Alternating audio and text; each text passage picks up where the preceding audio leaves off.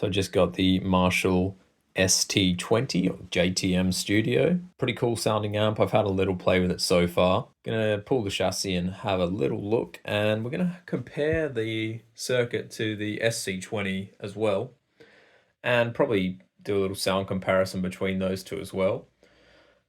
Observation so far, it does seem to kind of sit between the SC20 and something like a Tweed champ in terms of, it doesn't sag as it doesn't have a valve or tube rectifier like an original JTM 45, but it still sounds kind of tweedy and does that sound pretty well. I quite like it. It also crunches up pretty nicely, so I like where it sits in terms of gain, sag, and compression. Obviously, the SC20 is a bit tighter, definitely more gain. It even seems like it has more output due to how much gain it has, but they both take boosting pretty well anyway. So it covers a lot of bases for me. So yeah, let's take a look. So this is the SC20, the JCM800 Studio. This is the ST, the JTM Studio. You notice straight away the chassis are actually a different shape, so it's a bit narrower and longer for the SC, then shorter, wider for the JTM. This is the head, this is the combo, but I'm pretty sure the chassis is the same for the same amp, regardless of whether it's head or combo. I could be wrong there. Immediately notice, look how scratched to shit the top of this chassis is. Pretty bad practice, whoever's sort of... It doesn't look like it's some rogue employee who's done it on purpose, because it looks more like it's been dragged across, swarf or whatever on someone's test bench, more so than someone doing it intentionally. I didn't buy this brand new, but I'm pretty sure the previous owner didn't do this. It didn't seem like it had been pulled out of the head shell before. So, yeah, I mean, good job, Marshall. Oh, well. It doesn't really matter. You don't see it, but it's still just kind of a bit naff to have that on there. I mean, if it's switched on, you might see it through the back grille, perhaps. Doesn't bother me, but it would certainly bother some people. Got the exact same transformers in both. Exactly the same. That's the OT there.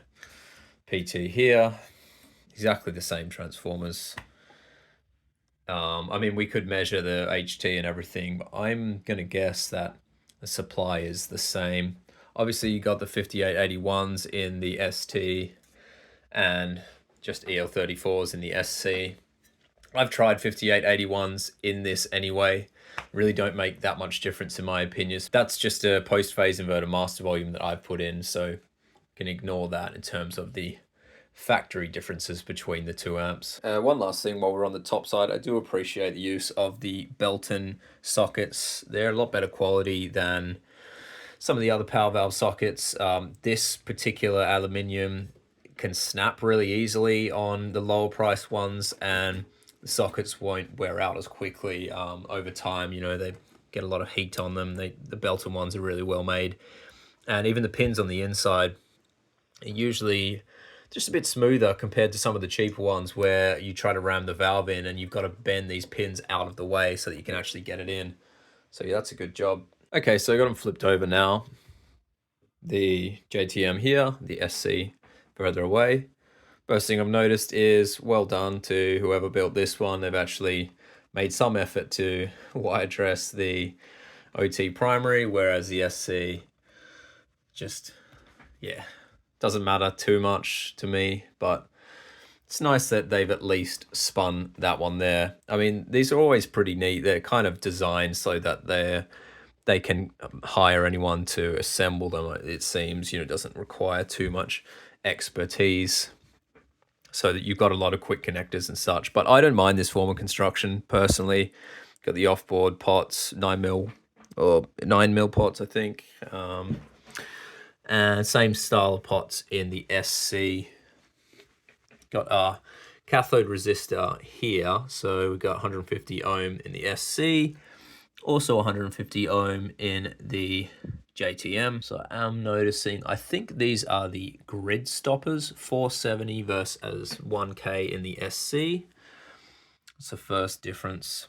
But other than that, these are very similar, probably just primarily different cap and resistor values in the preamp to alter the EQ and the amount of gain, I would say. So different amount of gain, especially from the preamp. Just wanted to say a couple more things about this amp, mainly focusing on aesthetics. I mean, that's what they've put the effort into here. And you get a lot of guitarists online on forums and such saying, oh, it's just it's not a real JTM 45. It doesn't have a tube rectifier. It's just a cash grab, blah, blah, blah.